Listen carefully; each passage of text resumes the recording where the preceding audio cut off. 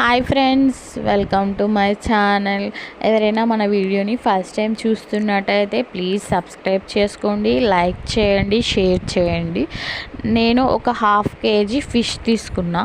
ఆ ఫిష్ని బాగా కడిగి ఒక 2 టైమ్స్ కడిగి కొంచెం లెమన్ పిండుకొని కడగడం వల్ల ఫిష్ అనేది ముక్క స్మెల్ రాకుండా ఉంటుంది.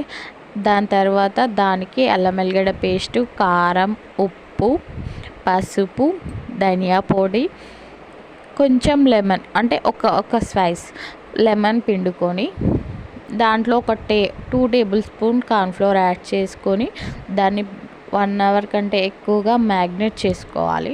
1 అవర్ కంటే ఎక్కువ మ్యాగ్నేట్ చేసి ఒక ప్యాన్ తీసుకోండి.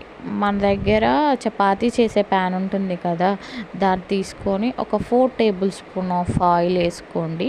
ఆయిల్ వేసుకొని ఆయిల్ కొంచెం హీట్ అయిన తర్వాత మీడియం ఫ్లేమ్లో దానిపైన ఇందాక ఏదైతే మనం మ్యాగ్నేట్ చేసుకున్నామో ఫిష్ ముక్కలు వాటిపైన వేయండి. లో ఫ్లేమ్లో ఒక 10 మినిట్స్ కాల్చుకోండి. ఫిష్ ముక్కలో ఉన్న వాటర్ అనేది డ్రై అయిపోయిన తర్వాత మనకి ఈజీగా తెలుస్తుంది అన్నమాట.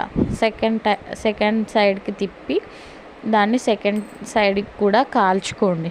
ఎర్రగా కాల్చుకొని దాన్ని పక్కన పెట్టి మళ్ళీ ఒక 5 మినిట్స్కి మళ్ళీ స్టవ్ ఆన్ చేసి కొంచెం ఆయిల్ వేసుకొని 2 సైడ్స్ మళ్ళీ కాల్చుకోవాలన్నమాట. ఇలా కాల్చుకోవడం వల్ల టేస్టీగా ఉంటుంది అండ్ క్రిస్పీగా ఫిష్ ముక్క అనేది బాగా క్రిస్పీగా వస్తుంది.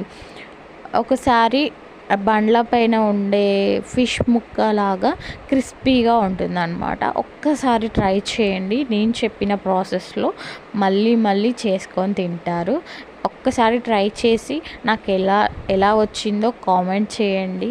And thank you for watching. Please subscribe చేసుకోండి.